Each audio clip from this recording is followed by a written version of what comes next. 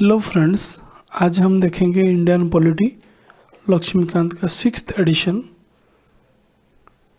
ठीक है, उसका देखेंगे historical background, constitutional framework, chapter 1 historical background देखेंगे फर्स्ट। तो उसके देखेंगे कंपनी रूल और क्राउन रूल। 1773 से 1858 क्राउन रूल कंपनी रूल। उसके बाद 1858 से 1947 क्राउन रूल। ये दोनों पार्ट में डिवीजन किया गया है, तो उसको डिटेल में हम देखेंगे। ठीक है, थोड़ा इंट्रोडक्शन दे देते हैं। तो ब्रिटिश कैसे आए थे, 1600 में कैसे आए थे, ट्रेडर के रूप में आए थे बिजनेस करने के लिए। तो उसका नाम क्या है, ब्रिटिश जो भेजा था उसका नाम क्या है, कंपनी का नाम ईस्ट इंडिया कंपनी है। तो वो जब 1765 में जो बॉक्सर का वार हुआ था, तो उसमें जो इलाहाबाद ट्रीटी हुआ था उसमें दीवानी राइट उनको मिल गया था ईस्ट इंडिया कंपनी को। बंगाल, बिहार और उड़ीसा से वो रेवेन्यू कलेक्शन कर सकते हैं। तो उसके बाद से वहाँ से उनका पावर गेन स्टार्ट हुआ। और 1858 में जो सिपाही म्यूटिनी हुआ, सिपाही विद्रोह, फर्स्ट इंडिपेंडेंट वार, तो उसमें क्या हुआ कि British crown totally directly responsibility ले लिया इंडिया को, ईस्ट इंडिया कंपनी को एबोलिश कर दिया और वो डायरेक्टली कंट्रोल करने लगा। ठीक है, कब तक, अगस्त 15 1947 तक। ठीक है, तो हम देखेंगे अभी क्राउन। आज हम देखेंगे कंपनी रूल 1773 से 1858 तक, उसका रेगुलेशन क्या है तो उसका देखेंगे। ठीक है, रेगुलेटिंग एक्ट ऑफ 1773 में ये पहला स्टेप है कि British government east India company को कंट्रोल किया था, ये एक्ट ला करके। ठीक है, तो ये क्या उसका जो पॉलिटिकल और एडमिनिस्ट्रेटिव फंक्शन है ईस्ट इंडिया कंपनी का, वो रिकॉग्नाइज किया था। क्या तुम्हारा पॉलिटिकल होगा और एडमिनिस्ट्रेटिव कैसा चलेगा, वो कंपनी को बताया था। ये क्या इससे सेंट्रल एडमिनिस्ट्रेशन इन इंडिया का फाउंडेशन डाला गया था इससे रूल से। तो जो गवर्नर ऑफ बंगाल था उसका डेजिग्नेशन किया हुआ, रीडेजिग्नेशन हुआ गवर्नर जनरल ऑफ बंगाल। और बंगाल, बॉम्बे और मद्रास का दोनों प्रेसिडेंसी का सबऑर्डिनेट, ये मद्रास और बंगाल, मद्रास और बॉम्बे, ये दोनों का मेन क्या कौन हुआ, controlling governor general of Bengal. तो ये क्या हो गए, बंगाल, बॉम्बे और मद्रास सबऑर्डिनेट हो गए। ठीक है, तो नेक्स्ट जाएंगे supreme court. Supreme court establish provide किया था, ये कैसे एस्टेब्लिश हुआ, लेकिन 1774 में, और एक चीफ जस्टिस और 2 जज था। ठीक है, तो ये क्या जो कंपनी का जो एम्प्लॉय है वो जो ब्राइब लेते थे इंडियन से, या उनका कोई प्राइवेट बिजनेस चलाता था, तो उसको वो बंद किया। ठीक है, ये रूल।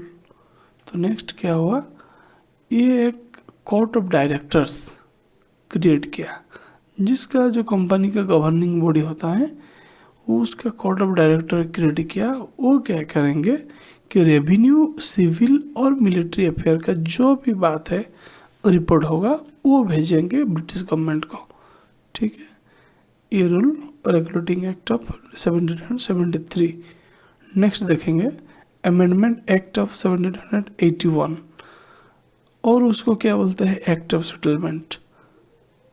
ये क्या क्या क्या, ये गवर्नर जनरल और उसका काउंसिल मेंबर जो है, जितना तक ऑफिशियल मतलब पोस्ट रहेगा, उनका पोस्ट रहेगा, तो वो क्या करेंगे कि सुप्रीम कोर्ट उनका जुरिडिक्शन में नहीं आ सकता।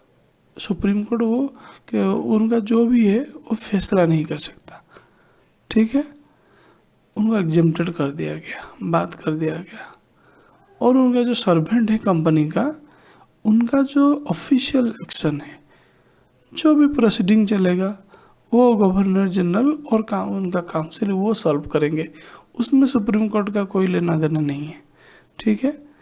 जो भी रेवेन्यू मैटर और रेवेन्यू कलेक्शन के मैटर है, उसका जो भी एलिगेशन आएगा वो सुप्रीम कोर्ट नहीं करेगा, उसको बात कर दिया गया।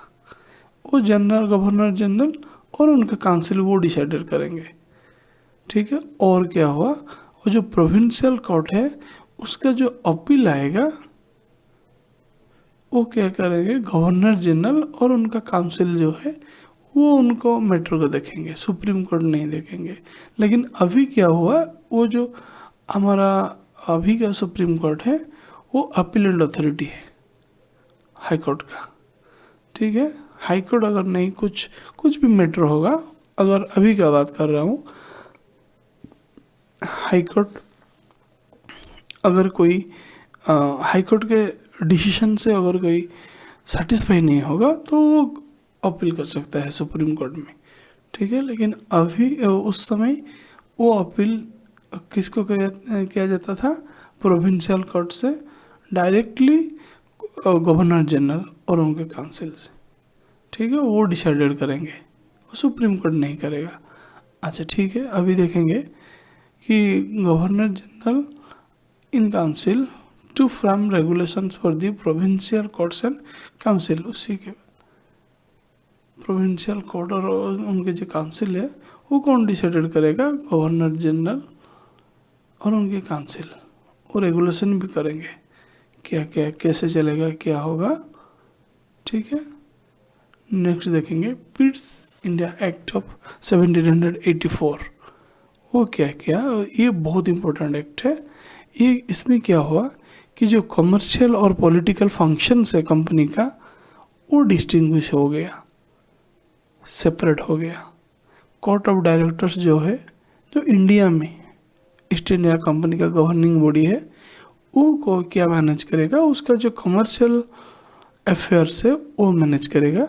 और एक बॉडी क्रिएट किया गया, बोर्ड ऑफ कंट्रोल, जो ब्रिटेन में है, ठीक है। बोर्ड ऑफ कंट्रोल, जो उनका जो प्रेसिडेंट होगा बोर्ड ऑफ कंट्रोल का, वो कैबिनेट मिनिस्टर का होगा, लेवल का होगा। और उनका जो काउंसलर है वो बोर्ड ऑफ कंट्रोल में मेंबर हो सकते हैं। तो वो क्या किए कि वो पॉलिटिकल अफेयर्स मैनेज करेंगे। कैसा, यहाँ ईस्ट इंडिया कंपनी किस तरह उसका काय विस्तार करेगा पॉलिटिकल अफेयर्स से, वो वहाँ से डिसाइडेड होगा, ठीक है। तो इसलिए इसको बोला जाता है डुअल गवर्नमेंट। हाँ, नेक्स्ट देखेंगे उसका जो क्या हुआ कि यहाँ एक वर्ड दिया हुआ है, देखो, ब्रिटिश पोसेशंस इन इंडिया।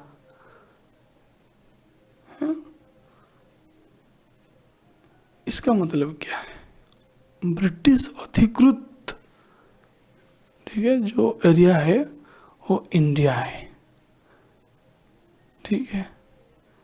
पहला बार ये बोला कि ब्रिटिश पोसेशंस इन इंडिया, ठीक है,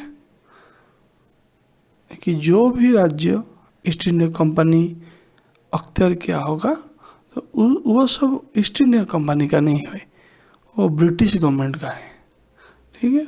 और total supreme control over company से फेयर, ठीक है, वो टेक ओवर करने हैं। देखो कैसे कैसे धीरे धीरे करके वो कैसे टेक ओवर करता है ईस्ट इंडिया कंपनी को, और धीरे धीरे कैसे उसको कॉन्स्टिट्यूशनली हमारे इंडिया को कैसे डोमिनेट करता है ब्रिटिश इंडिया।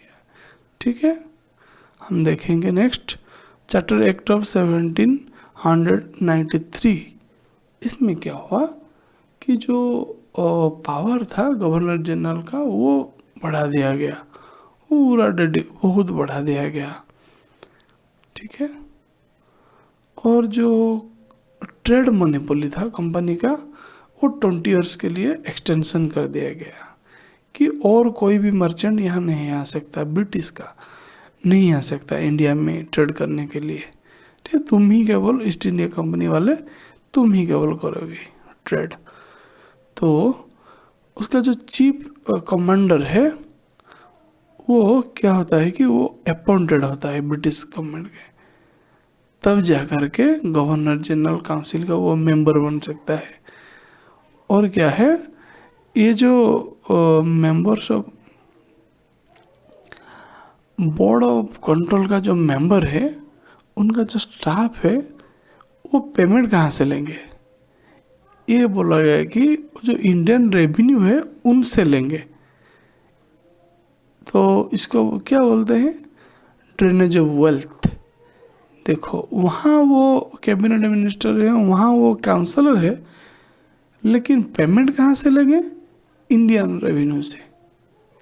ठीक है, नेक्स्ट देखेंगे चार्टर एक्ट ऑफ 1813।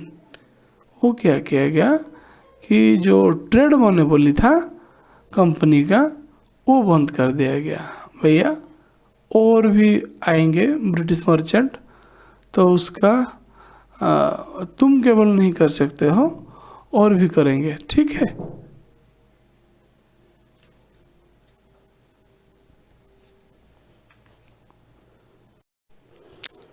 तो क्या हुआ कि trade monopoly east India company को जो दिया गया था वो इसमें एबोलिश कर दिया गया, और उसको बोला गया कि और भी ब्रिटिश मर्चेंट वो भी आ सकते हैं, भैया तुम केवल यहाँ मोनोपोली नहीं चला सकते हो।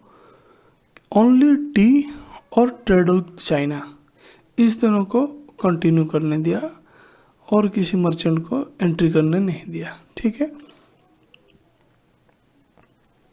और क्रिश्चियन मिशनरी उनको भी कहा कि तुम जाओ वहाँ अपना फैलाओ क्रिश्चियनिटी, और वेस्टर्न एजुकेशन भी स्प्रेड हुआ था इसी एक्ट से। ठीक है, वो क्यों स्प्रेड किया, वो केवल चाहते थे कि ओनली वो इंग्लिश सीखे इंडियन लोग और हमारा भाषा जो है वो समझ पाए हम जो बोलते हैं। ठीक है, इसीलिए, और टोटल मतलब पीएचडी करने के लिए नहीं है, ये ओनली इंग्लिश सीखने के लिए। ठीक है, और क्या किया गया, जो लोकल गवर्नमेंट था उनको पावर दिया गया कि जो टैक्स है वो पर्सनल लोगों को इम्पोज कर सकते हो। ठीक है, नेक्स्ट देखेंगे चार्टर एक्ट ऑफ 1833। ये क्या हुआ कि जो गवर्नर जनरल ऑफ बंगाल था उसका डेजिग्नेशन क्या हो गया, गवर्नर जनरल ऑफ इंडिया हो गया। ठीक है, and vested him all civil military powers, civil और मिलिट्री पावर टोटल दे दिया गया उसको। ठीक है, ऑल इन ऑल। ठीक है, और विलियम बेंटिक जो है वो first governor general of India थे। ठीक है, और क्या किया गया कि एक मतलब जो है governor of Bombay and governor of Madras है, उनका जो लेजिस्लेटिव पावर था उनको विड्रॉ कर लिया गया।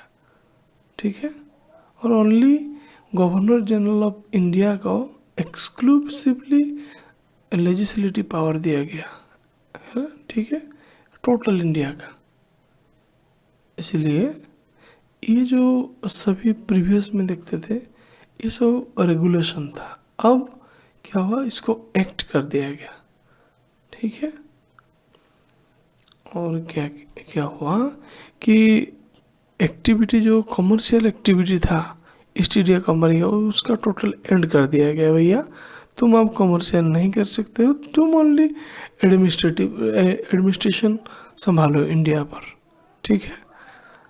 और क्या किया गया, और जो कंपनी का टेरिटरी है वो मतलब in the trust of his majesty means king पर छोड़ दिया गया, और उनका जो हेयर है, ठीक है, उनका और सक्सेसर होंगे उनके ऊपर छोड़ दिया गया, ठीक है।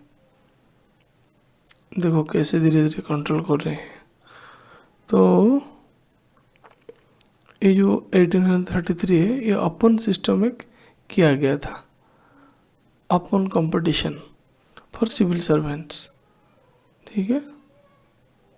लेकिन ये मतलब नहीं चला, क्योंकि इंडियन इसमें घुस गए तो वो नहीं चला, कोर्ट ऑफ डायरेक्टर वो राजी नहीं हुए, ठीक है। लेकिन बाद में नेक्स्ट में हो जाएंगे। चार्टर एक्ट ऑफ 1853, इसमें क्या हुआ कि एक इंडियन और सेंट्रल लेजिस्लेटिव क्रिएट किया गया, ठीक है, 6 मेंबर का क्रिएट किया गया, और उसको बोला गया कि ये मिनी पार्लियामेंट है, ये सभी डिसीजन लेंगे, सभी एक्ट्स पास करेंगे, जैसे ब्रिटिश पार्लियामेंट में होता रहता होगा। तो ठीक है, नेक्स्ट क्या हुआ, Thus, legislation for the first time was treated as special function of the government, requiring special machinery and special process. एक दिया गया कि गवर्नमेंट का स्पेशल मशीनरी है, वो डिसीजन लेंगे, ठीक है।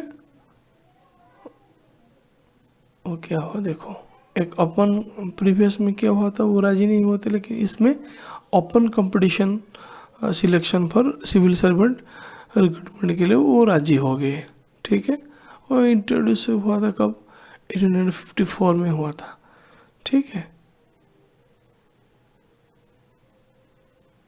इसमें क्या हुआ कि जो ब्रिटिश पोसेशन है इंडिया का, जो टेरिटरी है, वो मतलब कंपनी का जो रूल है वो एक्सटेंशन 20 ईयर्स के लिए एक्सटेंशन कर चल रहे थे, लेकिन इसमें वो टाइम नहीं दिया गया।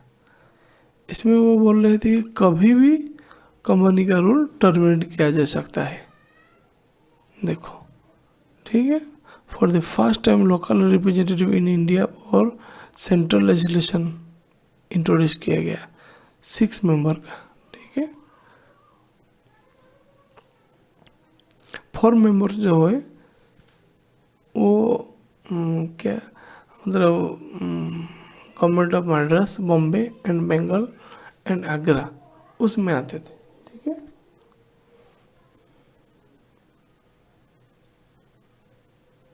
Okay, thank you friends. तो please do subscribe my channel.